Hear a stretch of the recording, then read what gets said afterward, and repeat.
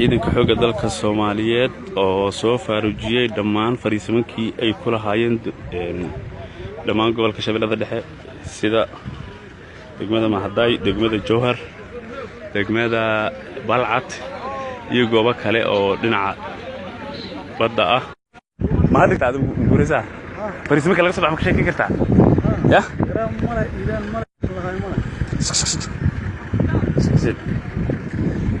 sidaad arkaysaan waa gaadiidka dagaalka oo ay ku hubeysiin ciidamada militariga Soomaaliya waxay soo faarujiyeen dhammaan fariisinkii ay ku lahaayeen gobolka Shabeellada Dhexe waxay ku soo wajahan yihiin meel ilaa ay hadda aan sheegi karin balse ayaga qorshoodu ah waxaan wareysanayaa mid kamid ah hay'ulal ciidanka xoogga dalka Soomaaliyeed ka mid magacaaga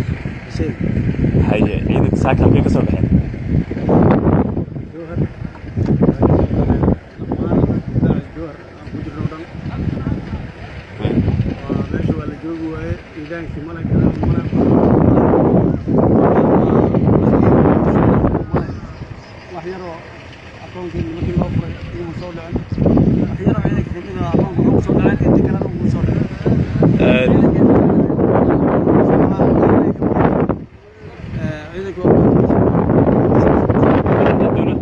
رئيس الوزراء dalka iyo wasiirka gaashaandhigga inta waxay xaqiijiyeen in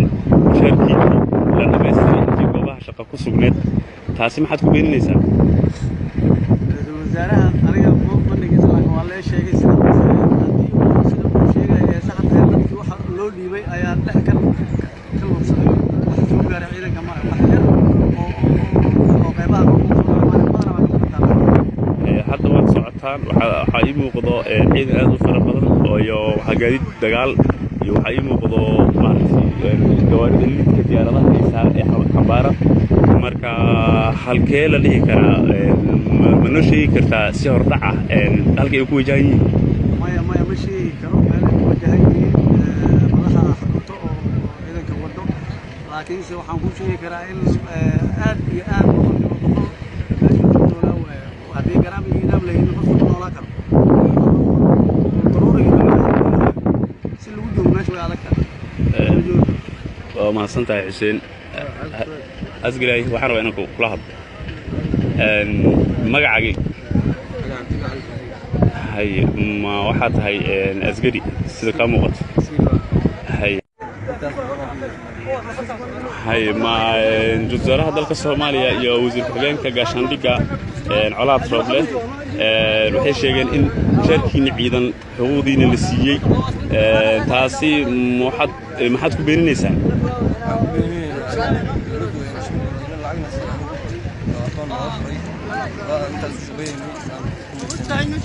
hadda ciidanku aad u fara badan yahay intay ku wajahan yihiin halka يا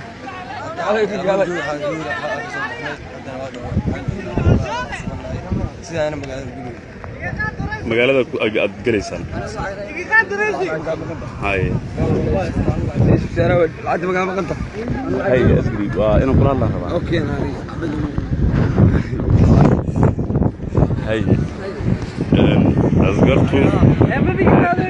hay magacaaga علي أحمد حسن كترسن هيا علي فريسين كاغو هالكيه معناه جوابت هذا الشقاء هالكيه عيدن كاغو هالكو فدي هيا هذا waxaan ku suganahay qayb kamid ah degmada Balcad ee aan ka soo baxnay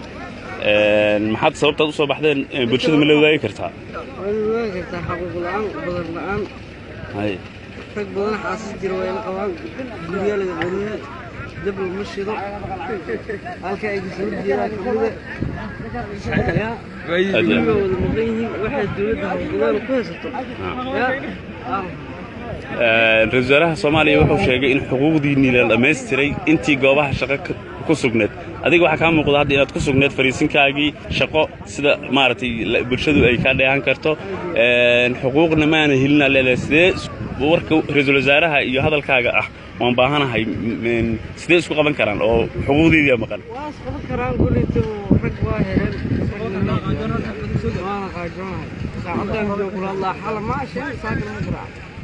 dowladda Soomaaliya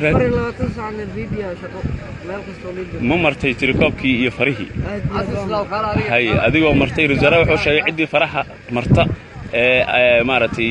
diiwaanka si sax ah u gasho goobteeda shaqada ku sugan in mushaarkeedii ay heshay laakiin kuwa aan mushaarka helin ay yihiin kuwa shaqooyinkooda ka maqan maxaa dhileed xaqinha inay siiyaan hay hadda ciidanku halkuu ku wajahan yahay dhigi karaa ciidanka waa xamar hay magaalada Muqdisho ta suugalaysan goobihii aad ku sugneedeen hadii uu cadawga la wareego ka waran soo hadana dhibaato ma ahan in dadkii bulshadii ay dhibaato kala kulanto adina qaajo wax ma qabtaniyo hay dawladda wax qabsan hay ya mas'uuliyadaas qaaday hadii cadawgii goobihii uu la wareego isla markaana uu dhibaateeyo dadka saraakiishaana iyo wasaaraha inka dhaay beerey waa ciidanka xoogga dalka maxaa isgid waxa mas'uuliyadaas dhibaatada la wareegay ninka ciidamada xoogga intaan awgeed dhaay beerey way ama dukaanley waa adig magacaaga ma ilowday kartaa xasan islaw haya xasan fariisinkaaga ciidan halkay ahayd ciidankaaga halkuu degnaa airportka Jowhar ka soo baxday maxaa cabashadaaduna maxay tahay cabashadana waxay tahay wax aan shaqeynaa balanaaba ilaa iyo 4 bilood wasaaraha Soomaaliya wuxuu sheegay xuquuqdiinii intii ku sugneed goobaha shaqo inay xuquuqdoodii heshay waa beerey waa wiil hay arintaas waa beeninaysaan hay maxaad ugu baaqaysan madaxda qaranka kullay waxaan u baaqaynaa anagu waxaan leenahay nasiyaan hay waxaad soo faarujiseen goobihii fariisinkeedii ahayd ee aad shabaab aad ugu difaaciseen magaalooyinka Jowhar Mahaday Burane Balcad iyo kuwa kale hadii meeshaasi ay soo galaan shabaab isla markaana ay ku dhibaateeyaan dadka halka degnaa arintaas mas'uuliyadeeda yaa qaadayo waxa qaadayo xal saacad iyo farmaajo ayaga oo laga xoojiyaa oo yiri ciidanku waa beerey hay waa qayb kamid ah ciidankii gadoodka ahaa ee ka soo baxay fariisinkii ay ku lahaayeen Mahaday Burane Jowhar ilaa ahaan Sheekh ilaa Balcad lama ogeeyay hadda si sax loo ma ogaan halka ay ku wajahan yihiin laakiin wararka qaar ayaa sheegayo inay ku wajahan yihiin qaybo kamid ah magaalada Muqdisho isla markaana laga yaabo halkaasi in ay isfaham darri ay ka dhalato marka waa wali ciidankii baan la joogaa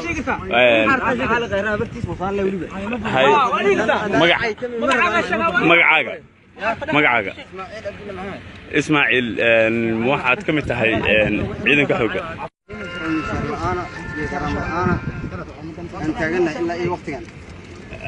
afar bilood ma aadan qaadan mushaar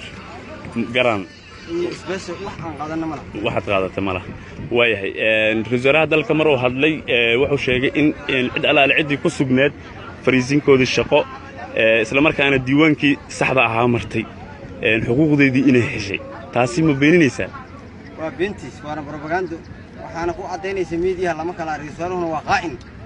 الله رسولك فرتقولي هاي برلمانك فدرالك الصومالية ما حد ugu baaqaysa waxaan ugu baaqaa in ay ka hadlaan arinta ciidanka mushaar la'aanta haysata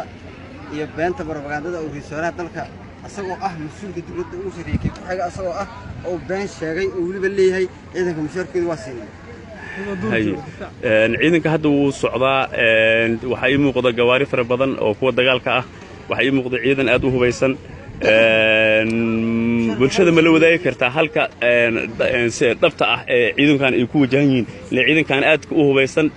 tiradoodu aad ay u badan tahay isla markaana balcad ka soo dhaqaaqay halka ay ku wajahan yihiin ma la wadaagi kartaa arrintaas waa arrin ciidan waa sir xilligaanna inaan ka hadlo diyaar u maahi balse waxaan u sheegaynaa madaxweynaha jamhuuriyadda federaalka ah in uu arrintaas soo farageliyo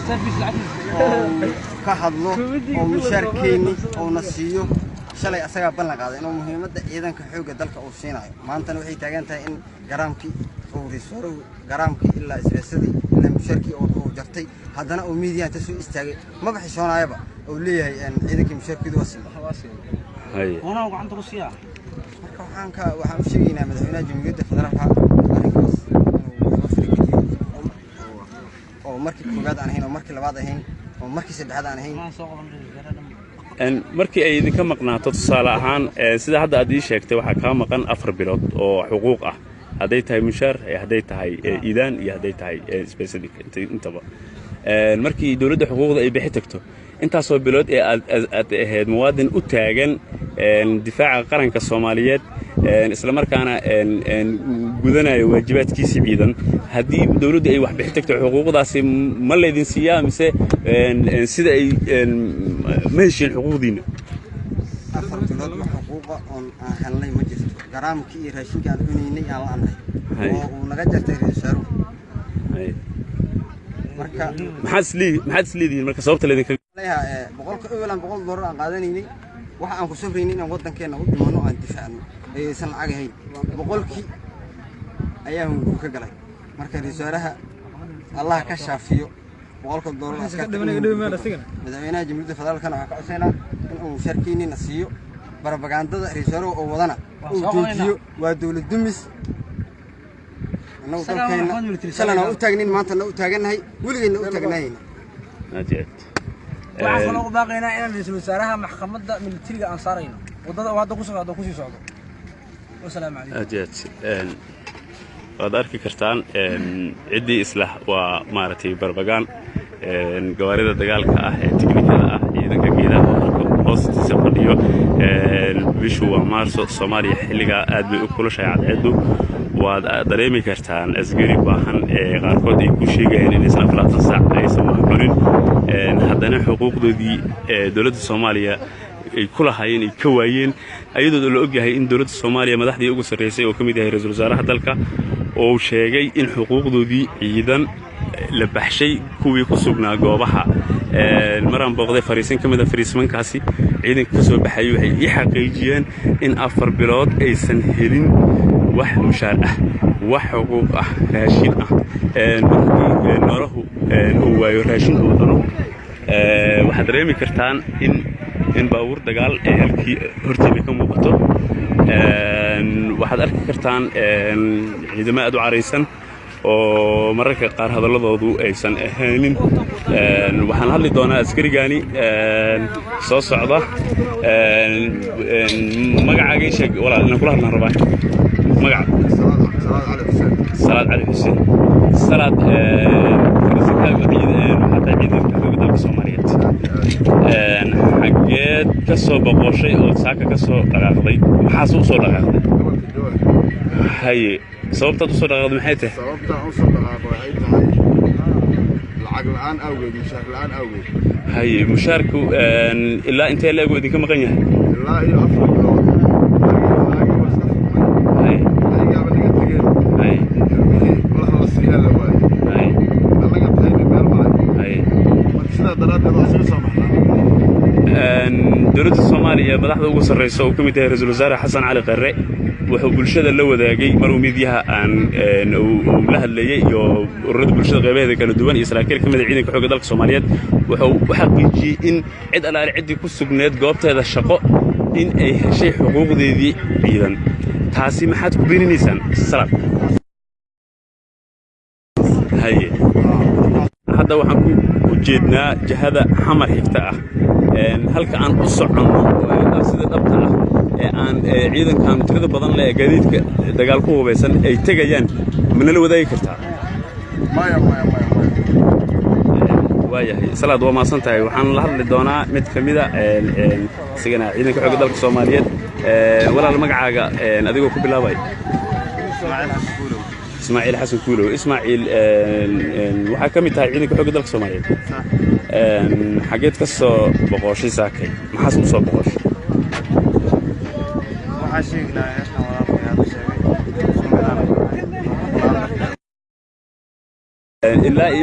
إلا قرمي حقوقك كام قنت هاي سلام إسماعيل